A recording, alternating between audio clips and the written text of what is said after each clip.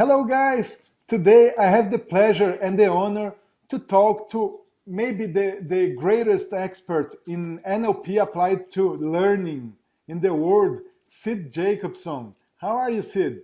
I'm fine. I don't know that I'm the greatest expert, but I appreciate the compliment.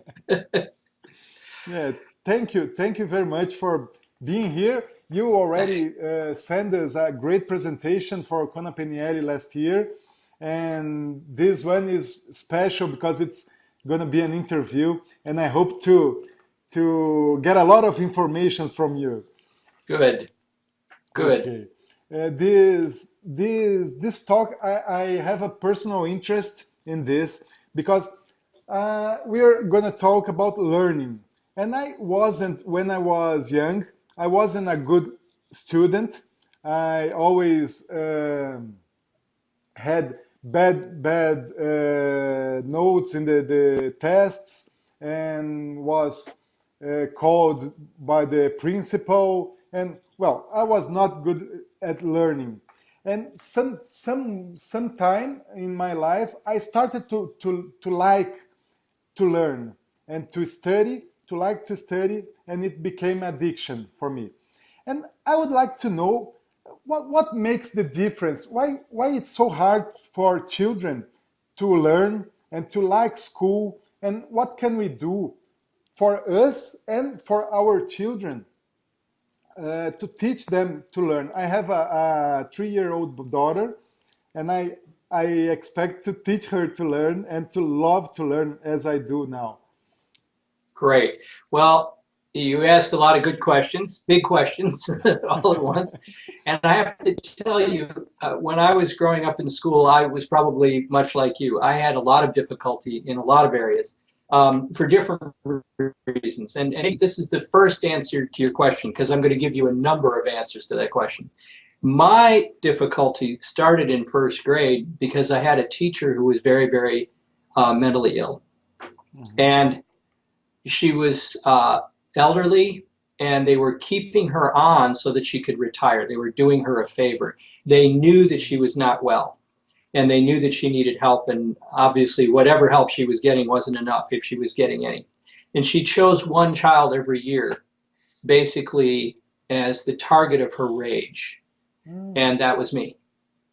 And I spent the entire year um, being manipulated, tortured in some ways, punished lavishly. We have a saying here in the US, we'd say when kids get in trouble, they get sent to the principal's office all the time. And some Mhm. kids joke and say, yeah, I was there so much they put a desk in there just for me. It would be a joke, except in my case, it was true. I had my Really? own desk, my own little corner in the Wow. principal's office because she sent me out of the class so often. And it wasn't necessarily for doing anything. It would just be that she would go into a rage and send me off. The result of that wasn't just that I was suffering in school, it was also my relationships with the other kids. I had good relationships with the other kids. Most of us had been in kindergarten together. I knew some of the other kids. We all grew up in the same neighborhood. But if any of them were seen as nice to me or much worse, defending me with her, they caught it. And she would just be rageful at them too. So when I would get in trouble for whatever reason, they would just all kind of move away and try to look invisible, which was a natural process. So school for me was not a safe place. It Mhm. was simply not safe. And so this is the first and most important thing for kids in school. It has to be a safe place. And it's the most bottom line, absolute necessity. If it isn't safe, they're not going to be thinking about learning. They're going to be thinking about protecting themselves. Mm. And they're not going to be able to focus on the obvious things that they need to learn to understand. So that's first and foremost. There's a, a kind of a dilemma that goes along with that. A lot of times when kids are having trouble in school, the schools will want to involve the parents, which is a good thing. Obviously, we want schools and parents to work together. It would be crazy if they didn't.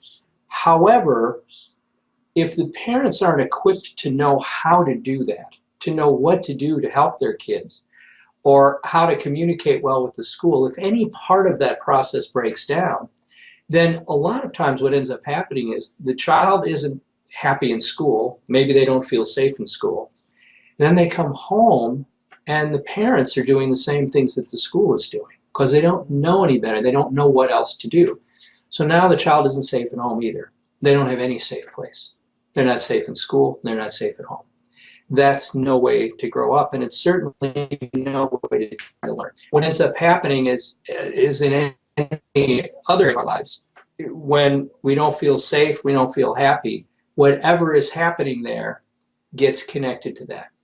So just kids thinking about learning, thinking about reading, thinking about doing math, thinking about history, even thinking about going to school, it becomes horrible for them in whatever number of ways. Some of them just shut down, some get angry and misbehave, some just get confused, and some, like me, just struggle through it, probably a lot more than you would know. And in the classroom, a lot of times, these are kids who, like me, quiet, always wanting to be in the back of the room, not wanting to cause a problem, not wanting to get in trouble, not wanting to do anything that will bring attention or pain to us.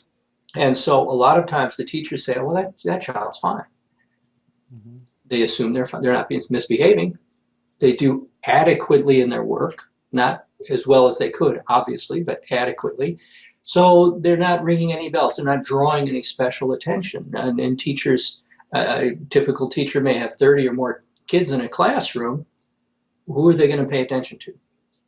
The ones who need help, or the wonderful children who are brilliant and can do wonderful things, get all the accolades. So it's a natural reaction. It's hard for teachers to pay attention to everyone and to remember that they need to reach out and make personal contact with each student. It's the same for us as trainers, obviously. Noticing who in our classes or in our courses need extra help, or that we're just not having an interaction with, and maybe they need that and we don't know about it. So I suppose first and foremost, again, safety. Second thing that everyone needs to have when they're learning or trying to learn is they need to be in a good state for learning. And we talk about this all the time. We talk about getting in good states for everything, but learning is primary. If we're not in a good state for learning, we're going to be in a good state for something else. Maybe feeling bad or misunderstanding or being confused or trying to protect ourselves if we're not safe. So it's not just to be safe. The next step is then to be in a good state for learning. Whenever I'm doing any class, I always start off with some sort of an exercise to get my classes to be in a good state. And it could be closing their eyes and remembering a great class that they had in school, their favorite perhaps, going back and reproducing all the sights and sounds of that class, remembering what the instructor looked like or the teacher, and remembering what they were doing. And I'll even have them sometimes go to moments when their mind really opens up and they're really ready to learn and interested and enjoying the process.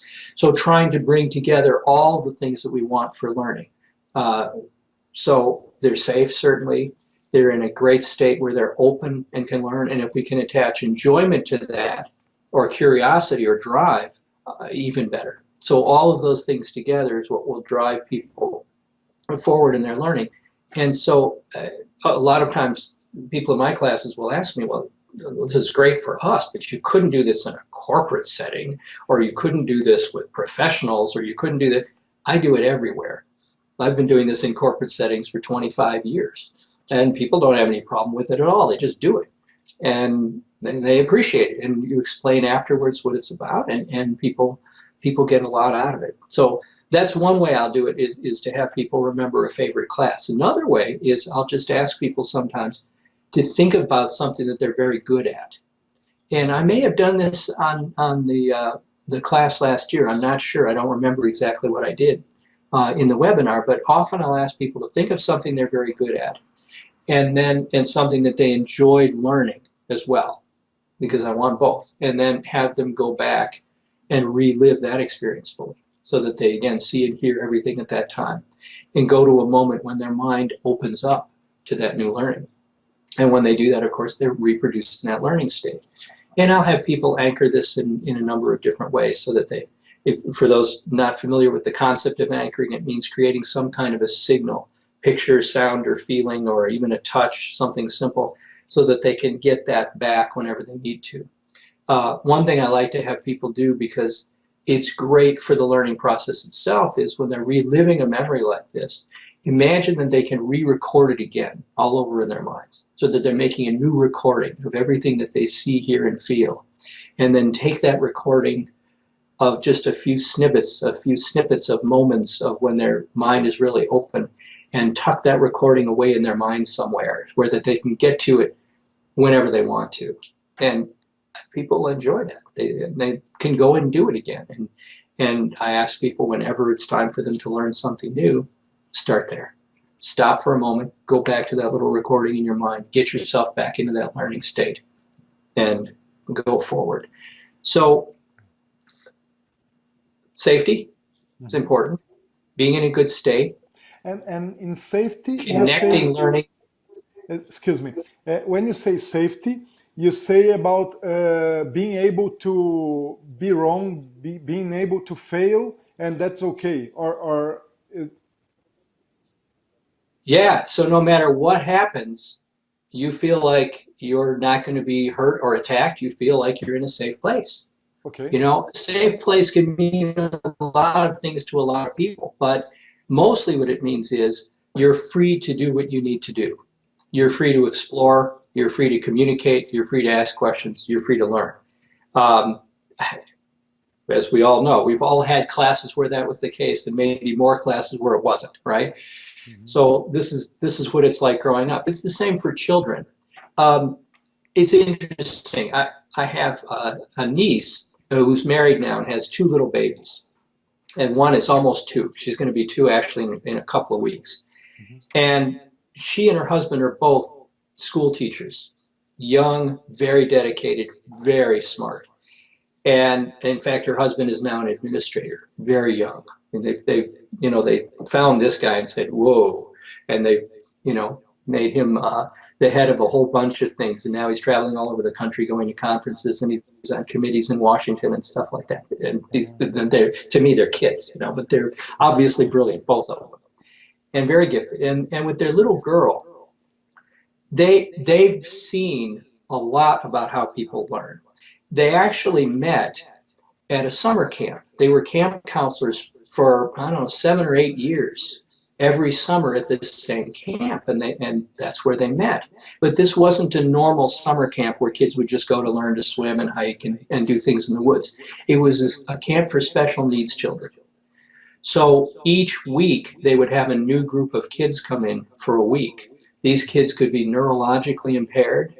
They could all have cerebral palsy. They could all be burn victims.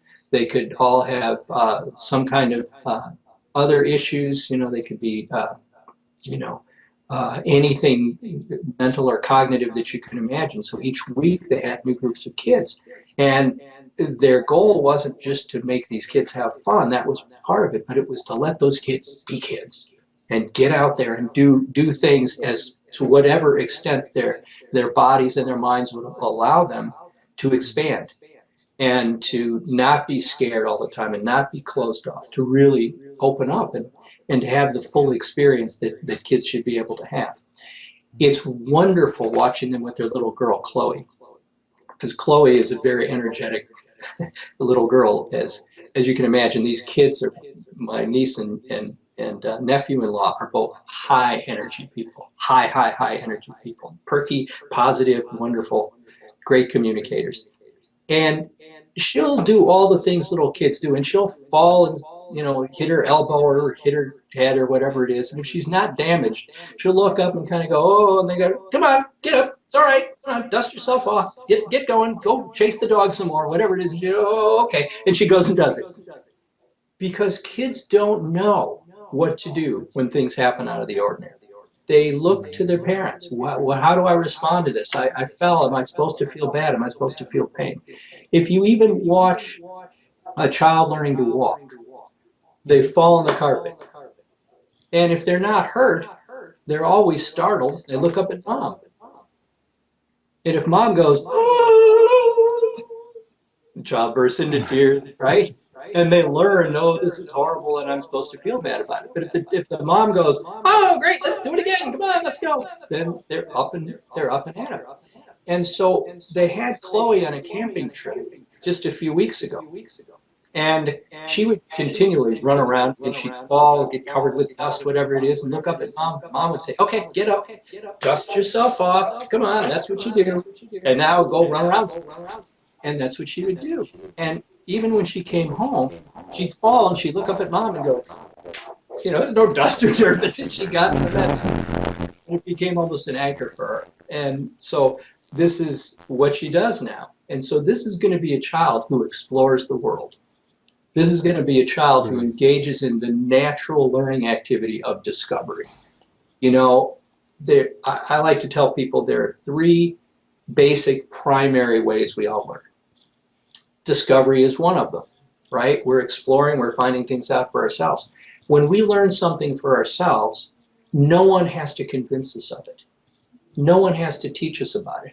And we value it. We say, I believe that, I know it, I found it for myself, it's important, it's a part of me. The second way is we model people, right? We do what our parents or older brothers or sisters or the kids around us do. And those learnings are mostly unconscious, where a lot of the things we discover is conscious, a lot of things we model from other people are unconscious. They're both are very valuable and very powerful. So we want parents and teachers to allow kids to explore, make it as safe as possible. Obviously, we don't want them to explore off a cliff. Mm-hmm. We don't want them to explore sticking their fingers in the sockets so they get electrocuted, but we want to let them explore within the limits of whatever is safe. We want to create a safe place for them, a place where they can explore and enjoy and do that. We also, as parents and teachers, older brothers and sisters, want to be the models. We want to model well what it's like to explore, to learn, to be a human, and to be decent to others, and whatever else that people need to learn when they're growing up. And the third way people learn is through stories. As we know in NLP, storytelling is important. We learn through other people's experiences. We see things through other people's eyes. And we always take pieces of other people's stories and apply it to ourselves. These are all things that teachers and parents can actively provide for kids.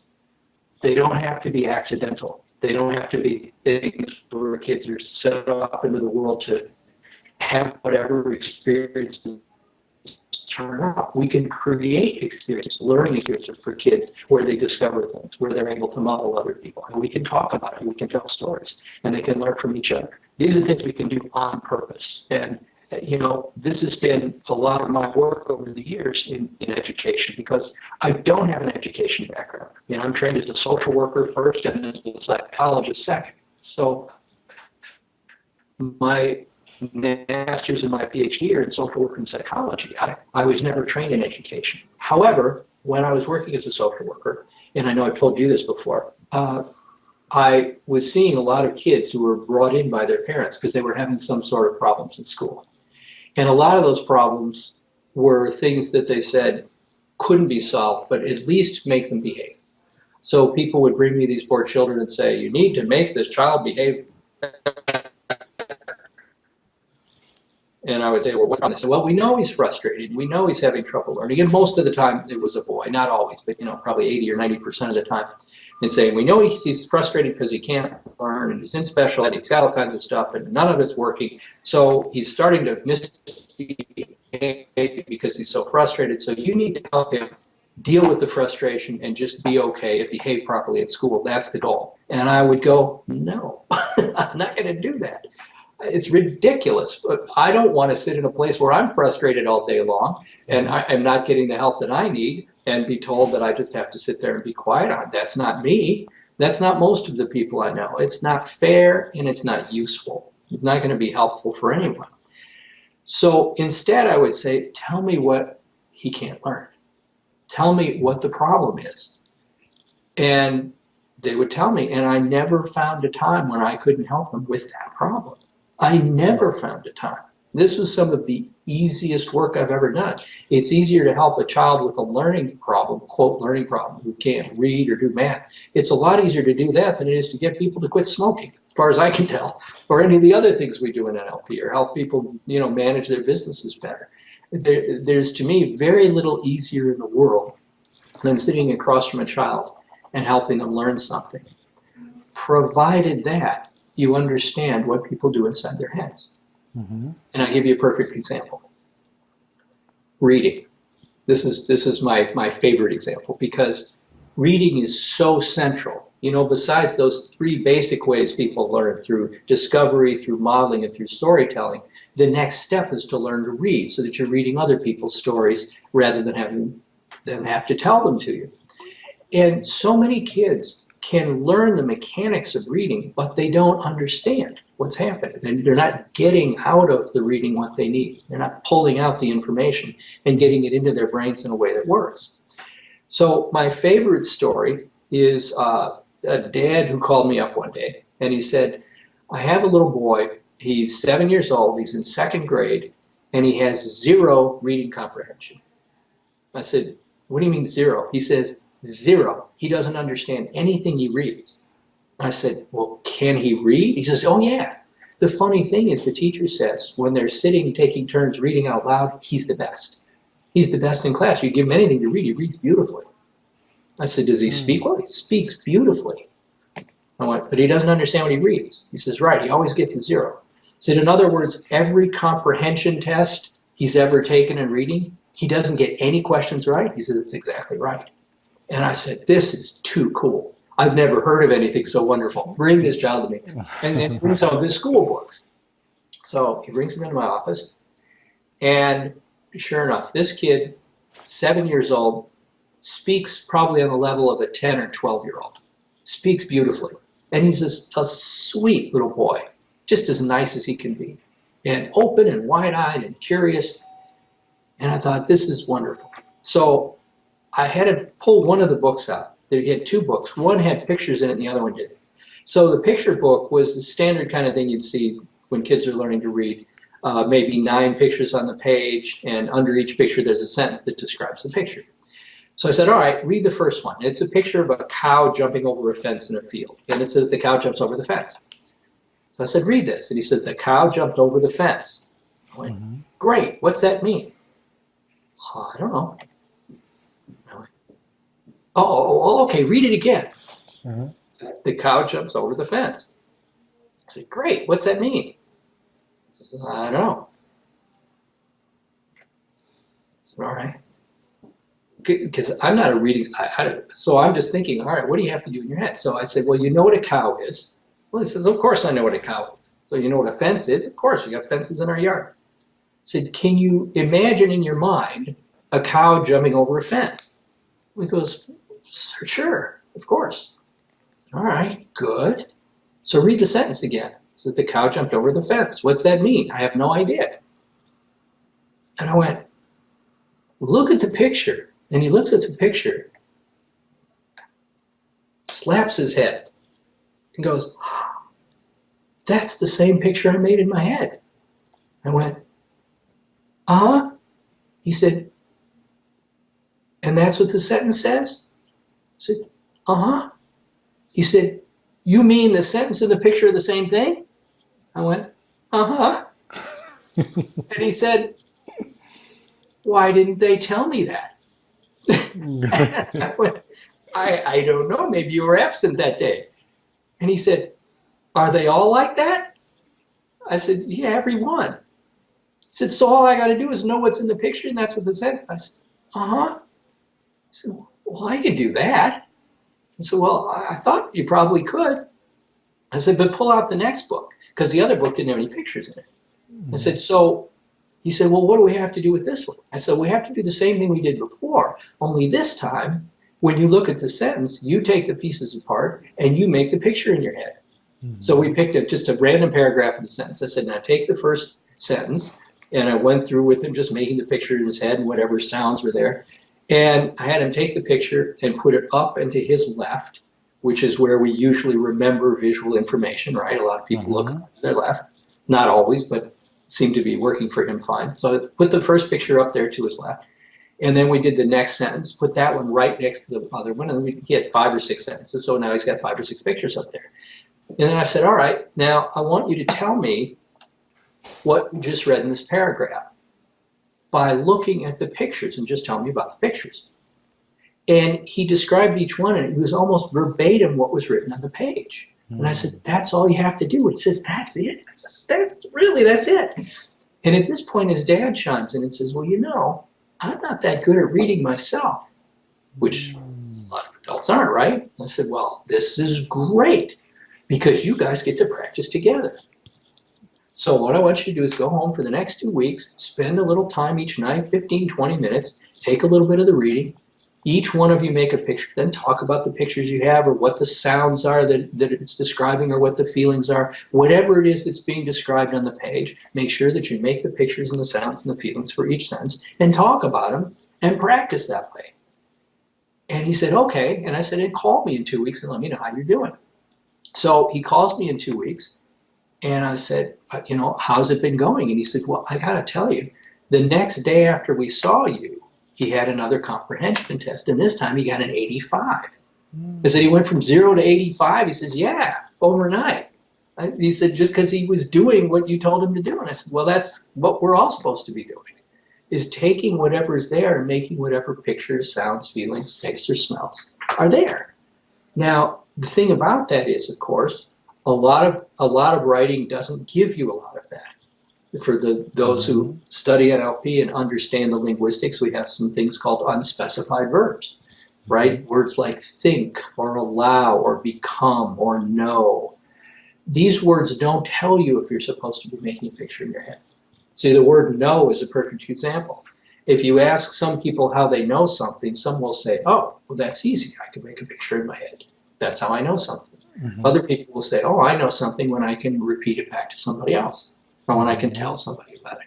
And other people will say, well, I just have a feeling. I know something in here. I can feel it. I've got it.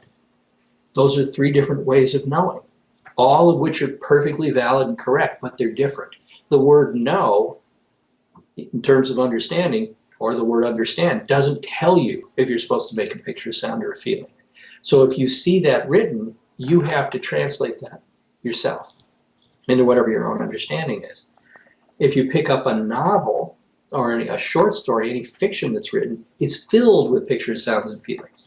It's easy because the author is giving you everything. You know, I read an interview with Stephen King one time, and he said if somebody buys a book and plunks down $22 for a book, the author should do everything but turn the pages. You know, and then he went on to elaborate. It means paint vivid pictures, sounds, and feelings. And he said, you know, my job is to scare the hell out of people. I write scary books. If I can't give them the right pictures and sounds, I can't create the feelings. So I've got to do that clearly. But when it comes to things like textbooks or professional literature or, you know, things that are not meant to do that, a lot of times people don't know how to write that way. Good writers do. Your best science writers have always been beautiful at that. If you even go back to Einstein himself, it's so much easier to understand relativity if you read it the way Einstein described it than if you read the way most textbooks describe it. Because the textbooks make it something other than what he was talking about, which was how to see things relative to each other, how to make pictures in your head, how to ask yourself all the different possible questions about that picture in that movie and how to feel about it. He told you exactly what to do in your head, and he even wrote that you have to do that. He actually wrote that. You can read his writings, and he said, for us to be able to get people to understand, we've got to show them the picture and tell them what questions to ask and have a feeling. You have to do that. And great science writers have always done that. Stephen Jay Gould in biology, you know, Steven Pinker in psychology, Brian Greene in physics. They're great modern writers, know that you have to give people something that they can put into their brains that's made out of pictures, sounds, and feelings. This is what learning is all about. You know, we have this concept in NLP, I'm sure you know about, called reference experiences, right? And a lot of people in NLP don't understand this thoroughly. So let's make it simple. I'll say a word, and you pay attention to what happens in your mind. Simple word, okay? Chair. So when I said chair, did you see a picture of a chair in your head? Yes. A Okay. picture. Yes. A lot of people will. Some Mhm. people will go, oh, well, I felt the chair I was sitting in. Okay, good. Yeah, I saw the Other image people here. say, yeah, for you, it's right there. I saw you do Yeah. Yeah. it. It's very clear. Other people will say, well, as soon as you said chair, I noticed a chair over there in the room. These are natural things that people will do. So there's a chair in your head, or there's a chair that you're connected to, or there's a chair that you can see. These are experiences, they're in our senses. Nobody, when you say chair, immediately in their head goes, chair, it's a piece of furniture, usually with four legs, a seat in the back made for a person to sit on. They don't give you a dictionary definition, Uh-huh. they give you an experience, a picture, a sound, a feeling, a taste, or a smell. When we're teaching somebody something, or when we're learning something, we're either connecting that learning to reference experiences we already have, and in fact, we're always doing that in some way, or we're giving people some kind of a new reference experience. Either way, they're going to have to connect that new reference experience to something that they already know. So all learning is about making reference experiences, number one, and experiences, pictures, sounds, feelings, tastes, and smells, not something intellectual like repeating back a definition. And Mhm. second, connecting it to something that we already know. That's what learning is about. If we just do those things for ourselves and for kids, we'll be helping ourselves tremendously. So, people need safety. Safety. They need to be in a good learning state. They need to Mhm. have that connected to some kind of motivation and desire to learn, where there's curiosity or interest or drive. Mhm. Then they need to be able to build something in their head, some kind of an experience, pictures, sounds, feelings, tastes, or smells. They have to be able to build up an understanding that makes sense to them in their frame of reference by connecting it to things that they already know. That's what learning is about.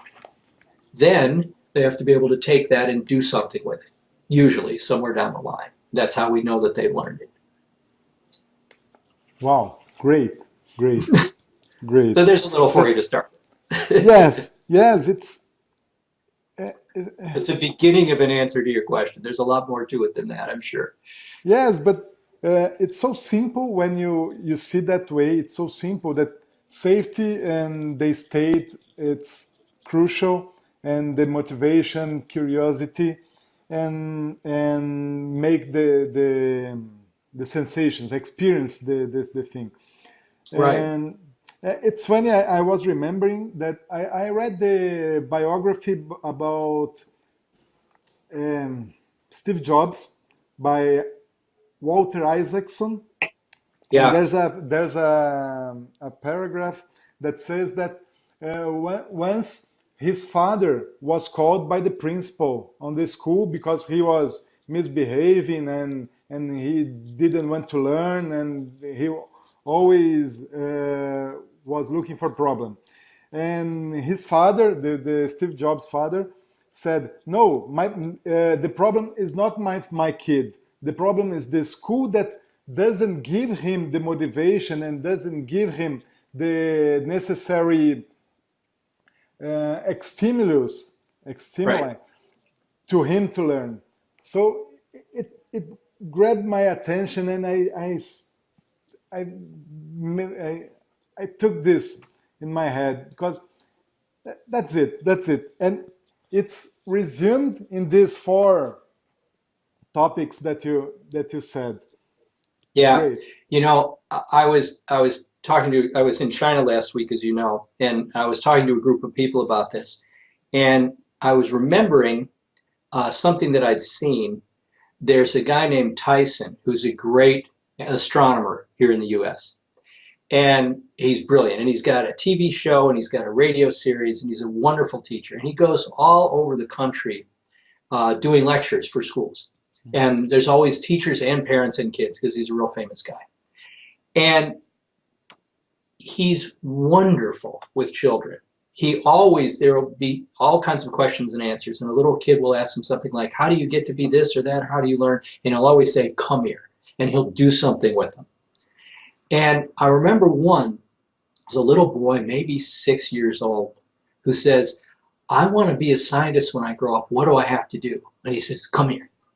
And a little boy comes down and they're standing, it's in the middle of like a basketball gym, so there's like thousands of people around. And he says, tell me, do you ever go out in the rain? Little boy says, yeah.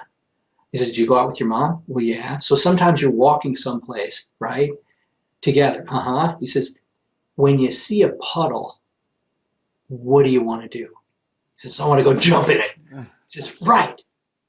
And what does your mom do? She makes me stop. He says, right. Where's your mom? And then he points out mom. He says, Mom, don't do that anymore. Don't do that. Let him jump in all the puddles he wants. Okay? And if he wants to roll around in it, let him roll around. In fact, let's practice that. And then he and the little boy roll around on the floor together a little bit, pretending. And he says, feel what that's like? Isn't that different? That's different than it would be if it was water or squishy. And he's just giving him all these experiences. He says, this is what I want you to do. Keep exploring. You'll be a scientist if that's what you want to do. He said, those of us who were scientists, we never stopped exploring. We kept jumping in the mud puddles. We kept running around being crazy. We kept doing all those things. People told us, don't do that. It's not in the rules. You can't be a scientist and stay in the rules. We're looking to find new rules. We're exploring how to break the rules so that we can learn about the universe in ways that we wouldn't have found otherwise. That's the point. That's the whole idea. So letting kids explore, obviously in a way that's safe, but having them enjoy it, enjoying it with them. This is so crucial. It's so crucial to learn. And, there's so much that we can do for kids. And I know one of the things that happens, parents hear me talk about this, or they'll start to read my book. And one thing I do right at the beginning of my book on teaching learning is I ask parents, think about what it was like for you when you were in school. Take yourself back there. Now, several different things will happen depending on each person's reference experience. Because often when I talk about reference experiences, after I do the word chair, sometimes I'll say, how about education? And I look around the room and some people go, I said, so how many of you, when I said education, thought about school? And a bunch of them raised their hands. How many of them thought about your own school growing up? And a bunch of them raised their hands. And I say, how many of you was that a great experience? And a few of them go, yeah. And how many of them was it terrible? Just the other day, I had two people sitting next to each other. And I said school, and one of them got the brightest look and the biggest smile you've ever seen. And the guy sitting next to her had this dour look on his face. He looked awful. And I said to the woman, I said, school was good, huh? She says, oh, it was wonderful. And I looked at the guy and he says, not so much. No, it was not great. So here are two different people. Which one is going to be more likely to want to get into the learning activities with their child, right? So if there's a parent and they, for themselves, remember school and all the reference experiences are painful, why would they want to get involved with their own kids in the learning process? They already have this motivation to stay away rather than to move toward. And are they reading all the time? Are they studying and learning new things? Probably not. So they're not modeling it for their kids, right? Kids learn by watching their parents do things. If parents are studying all the time and learning and finding new things, reading lots of different areas, the kids will get curious in lots of different areas. If they never see their parents read, if kids never see their parents learning anything, then where are they going to get the motivation? It's going to have to come from someplace else. So if they're lucky and it comes from the school, or they have great mentors or older friends or siblings or somebody who can guide them through that process, great. Otherwise, they'll do what their parents did. They won't have any attachment to learning. So I always start with parents when I talk about being able to teach your children how to learn, do kind of an audit for yourself. How do you think about learning? How does it feel to you? What are your own reference experiences? Are those things you need to work out? With NLP, this is something that we can do. We can have people repair those past experiences and build a whole new future around learning, a whole new way of thinking about it and experiencing it that they really enjoy. What are your beliefs about learning? Do you believe you can learn? Do you believe your children can learn? Or has somebody told you your child can't learn X, Y, or Z because of whatever reason? They made up some reason like, oh, he's got this kind of brain that's not wired that way, or, some other nonsense. It's just, it's different for each parent. And I ask them, go through the series of questions. In my book, I ask a whole bunch of questions to get parents thinking about all these things, and hopefully to get themselves a new framework for thinking about it. Because, you introduced me as this expert on NLP and education. I have to take you back because that's always kind of funny to me. It's a nice compliment, but it's kind of funny. In the early days of NLP, there were maybe half a dozen books. It's about all there were. There was The Structure of Magic, Volume 1 and 2. There were The Patterns of Hypnotic Techniques of Milton Erickson, 1 and 2. There was NLP Volume 1. There was Frogs and the Princes, and that was about it. And then I was at my training in 1978 with Richard Bandler and John Grinder and Judy Delosier and Leslie Cameron Bandler. And after that, got close with Richard through some mutual friends, and we spent some time together. And over the course of that and another conference, a couple of other things, I heard 3 or 4 people, maybe even more than that, tell me they were writing the book on NLP and education. And I went, wow, I can't wait to read that.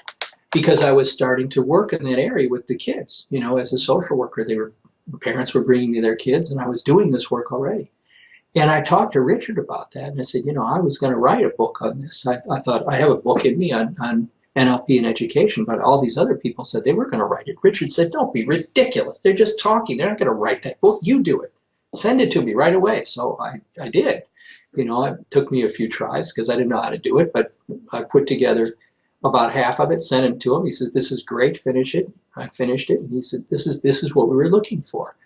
So that was the first volume of what was called Medication, META-TACATION, meant to be a play on words, medication, and meta-education, which means education about education.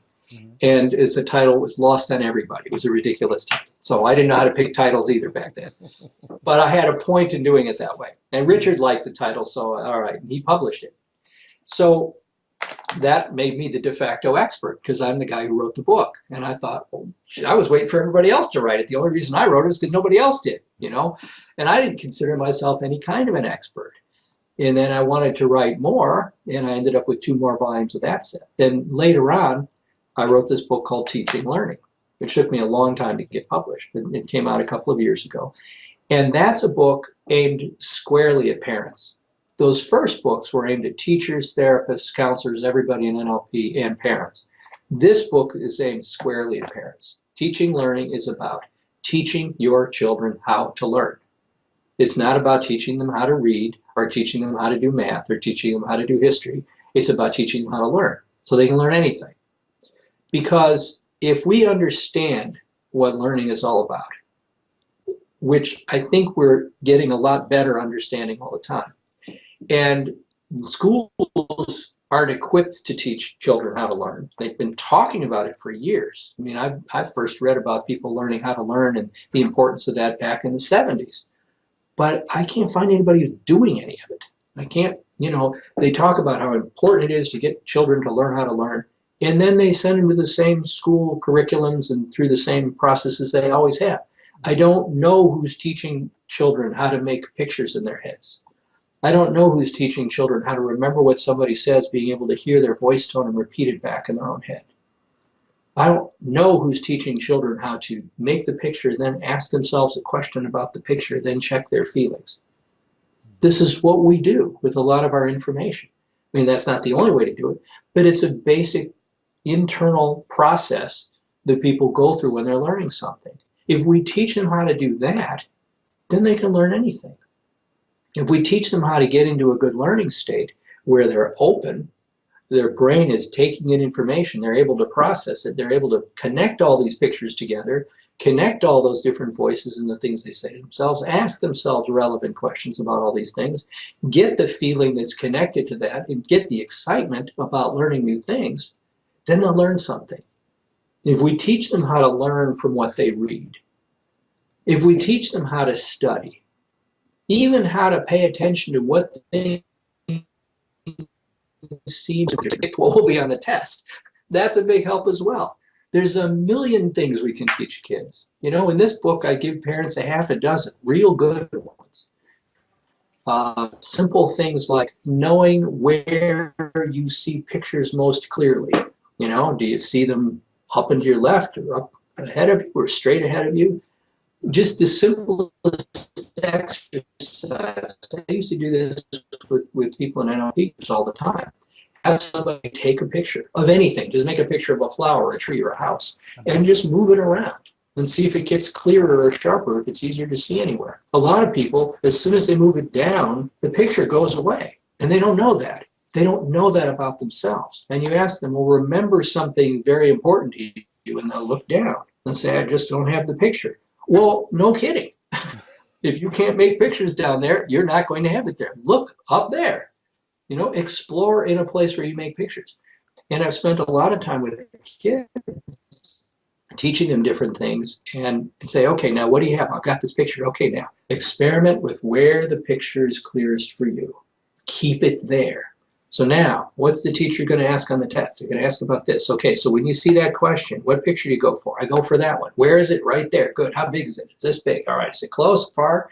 Adjust all the characteristics of the picture, which we call submodalities in NLP. So the size, the distance, the color, is it in motion or not in motion, the clarity, all of these different things. And if you can do that, and as a child, you can know when this question is asked to make that picture or to say this thing to yourself or to get that feeling, then you've made the connection you need to make. Then when you're being challenged, do you understand this? You know what to do. This is what we call transfer of learning. In NLP, the process for it we call future pacing. So one of the things that I've done with kids a lot and adults is think about taking the test. People are terrified of test taking, right? Well, they're terrified of test taking because nobody ever taught them how to do it. They only taught them how to sit there, take in the information, try to memorize it without ever being taught how to do that, and then come in and sit down and take the test. But nobody tells you what do you have to do in your head to be able to do that successfully, right? And there's a series of steps. And the first one is, while you're studying, ask yourself, is this going to be on the test? If it's going to be on the test, what kind of question is it? Multiple choice question or an essay question, or what kind of test does this teacher give? Then, if this is going to be asked, how is the question going to be worded? So imagine the question is this way. Now, what's the answer? Do you need to practice writing down the answer? Do you just need to make a picture in your head, or do you need to say it to yourself? Different people are different. But practice doing that in whatever way works for you.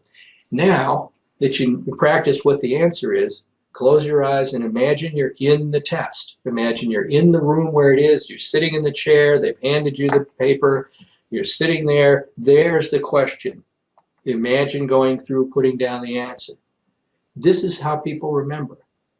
Every expert on memory will tell you it's about storage, not retrieval. It's about putting the information in a way where you can get it out later, not just hoping it'll be there when you need it and then go rummaging around in your head for where it came from. So if people plan this process, they'll do fine. On top of that, if they can be studying in a really productive state, learning all these things, and then reproduce that state when they're in the test, then they'll have access to the memory, right? This is what we call state-dependent learning. This is the basis of all anchoring in NLP. When we're in a particular state of mind and we learn something, to remember it later on, we have to go back into the same state of mind. It's a very, very simple concept. This is why if you're really angry with somebody, you immediately remember everything they ever did that made you angry in the past. It's because you've recreated the state of the anger. Now you can remember all the other times when you were in that state, and you can't remember a lot of other stuff. So we use the same thing in test taking. If you're studying something, if you're in a great state of mind for learning and for having this conversation in your head, for being able to take information in and put information out, you get this state. If you know how to anchor it, which we can do in lots of different ways, then when you take the test, you use that same anchor, get yourself back into that same state. It's exactly what it was like when you were studying. Then all the information you learn while you're studying is available to you, just like being angry at somebody would be available to you. It's this same process. I was just, I had the opportunity to do some training in Italy about 2 months ago, not quite 2 months ago. I also did a few private sessions. And one of the sessions was with this high school student who's actually brilliant. But we were talking about this process. And I was showing him how to visualize some things and remember them and to talk to himself about what he was learning and to create the state and have the state. And later on, I did a little test with him. I said, well, can you remember what we were talking about a few minutes ago? And he says, oh, what was it exactly? And I said, you remember how you got into the state? He says, oh, yeah. And he gets into the state. He said, oh, yeah, I remember what it was. Because he got back into the state. The memory came right back. That's what we want to do. And so he had an experience right there of how well it worked. And he said, now I got it. And he wrote down notes to himself about exactly what he was going to do when he was studying, so he could reproduce the state that he was in while he was studying in the test. This is what studying and then taking tests is all about. Now, it's the same if we're teaching people anything. You know, if we're teaching people to do counseling in NLP or coaching, we have them learning things in the classroom. They're doing things with their fellow students. They're practicing some techniques or some processes.